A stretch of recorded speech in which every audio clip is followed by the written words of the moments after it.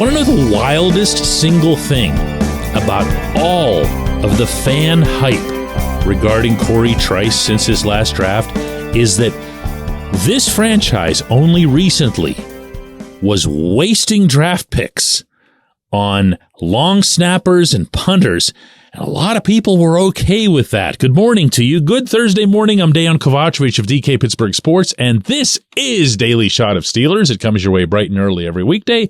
If you're into hockey and or baseball, I also offer daily shots of Penguins and Pirates that I hope you'll take the time to check out. Corey Trice looks so legit that it's difficult to doubt him. He's 6'3", he's 206, his arms are long, he runs the 40 in 0.01 seconds slower time than Joey Porter Jr., and he's a cornerback. He's a real live cornerback. Yeah, some of the scouts tried to put him down and say he's absolutely destined to be a safety. There's no reason he should have been at corner, even at Purdue, but he was. And this, even though in high school he had a broken ankle, and in the 2021 season at Purdue, he had a high ankle sprain and a torn ACL in his knee. Only played 2 games that season. He comes back, plays last season for the Boilermakers, plays well, starts every game, all 13, leads the team with 10 pass breakups, had 2 picks, one of which he took back to the house. And he was wearing a knee brace through at least some portion of that season. And that alone, just that, was enough to drop him all the way to the 7th round. Now, depending on how seriously you take Pro Football Focus, the intent of what they try to do at PFF is noble. They're watching film. They're not just looking at stats. They're not just reading college bios. They might get it wrong, but at least they're watching. And in Trice's case, Trice was seen by PFF as a top 100 player in this draft class. Top 100, meaning he should have been, in their eyes, taken in the first 3 rounds. Even weighing the injury. Nobody does these rankings ever, without weighing injuries. They don't look at it as if it's a perfect world. So Trice's conditions, the ankle, the high ankle, the knee ligament, and even wearing the brace this past season, all of that was a factor. All of that was a factor in what they evaluated as well. But what they saw was a 6'3", 206-pound corner, the biggest corner the Pittsburgh Steelers have drafted since Mel Blount. And they saw him as a true press corner, someone who's getting right into people's faces, someone who's handling challenges man-to-man, someone with the size and the length to be able to make a difference just in that capacity alone. Never mind having very real NFL speed. So believe me, my little opening today was anything but a jab at anybody who's excited about Trice. It's impossible to not be that. And doubly so when you consider that the Steelers were able to wait as long as they did, and understanding they didn't have a whole lot of middle round options. Who knows if they would have taken Trice even higher. But what I'm starting to wonder now, and I understand it's premature, but I'm not the one who makes the calendar.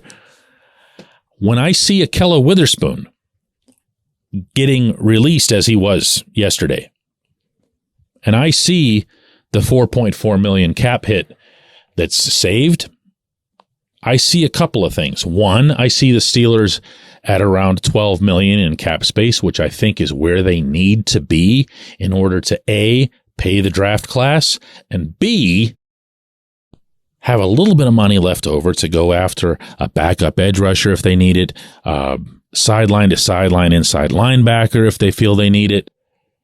I happen to feel they need both. And then Omar Khan's practice is going to be what Kevin Colbert's was, that you'd like to have something in the range of $5 to $10 million in just walking around money as you enter the regular season. There are different ways to arrive at that, though. You can still do restructures. And that alone is what makes me think that this was about something else. Because if you look at the remaining corners now, who are you talking about? You're talking about Joey Porter Jr., you're talking about Patrick Peterson, you're talking about Levi Wallace, and you're talking about Trice. Now, one or more might move inside, might stay outside. I don't know. I've been saying for weeks now that there's very little that's solved on that secondary. But the more of these guys you just kind of let walk away, like Arthur Millette and now Witherspoon, the more you realize that this management team and this coaching staff is pretty freaking satisfied with who they've got in the fold right now, including the 7th round pick. My goodness, what a story that'd be, huh? Imagine that. When we come back, J1Q. This segment of Daily Shot is brought to you by our good friends at Mike's Beer Bar. They're located on Federal Street, directly across from PNC Park. Mike has more than 500 beers on tap, including from more than 50 local breweries. Stop in and say hello. Tell Mike we sent you. Mike's Beer Bar.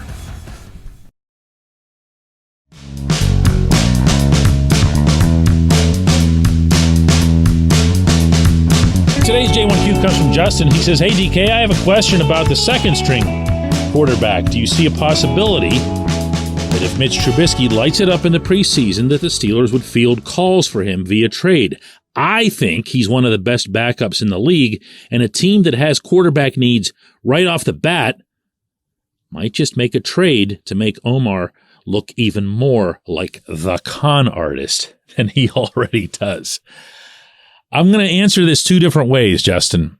I'm going to start off by saying that the signing of Rudolph was absolutely, unequivocally not linked to any sort of imminent or even preconceived trading of Mitch. It's just not. I am not guessing at this one. Doesn't mean it won't happen at some point down the road, but I am not guessing at what the Steelers' intentions are with this move. They saw a value in having a third quarterback who could provide them the same kind of depth that they themselves sought last season. And I'm going to presume that Mason's coming back at a much lower price than what he got in collecting like $5 million to hold a clipboard all year in 2022.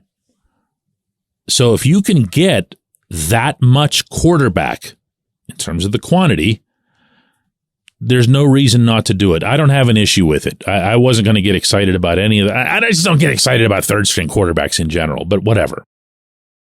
To what you're saying, and I get this, there's a lot of quarterbacking that's done by the number 2 and especially by the number 3 in preseason games.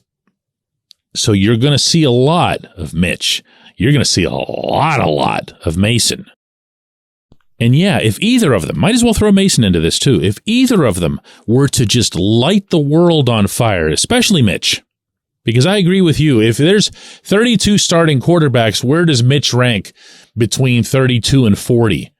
He's somewhere in there and probably on the higher end of it, right? Does that seem fair? So if Mitch does something where it looks like, kind of like what he did for Buffalo a couple of years ago in the preseason, he had an unbelievable game against the Bears of all teams in the preseason. Looked just like a wizard out there. And he ended up not playing again, really, behind Josh Allen all year long. But here's another situation. And you never know. Quarterbacks get hurt. They just all of a sudden go down on the field, sometimes in training camp, sometimes in preseason games, sometimes just wherever. And that team is going to be facing a crisis unlike any other that can happen to your roster. And they're going to look around and see who's available, and Omar would be in a better position to trade either of them. But I'm going to repeat for you, in spite of what I just said, even though I think those things could happen, that was not the Steelers' mindset in bringing Mason back. It just wasn't. They appreciate the depth. They appreciate the familiarity. They appreciate the knowledge that he brings. And I appreciate the question that you asked. I appreciate everybody who listens to Daily Shot of Steelers. We'll do one more of these tomorrow.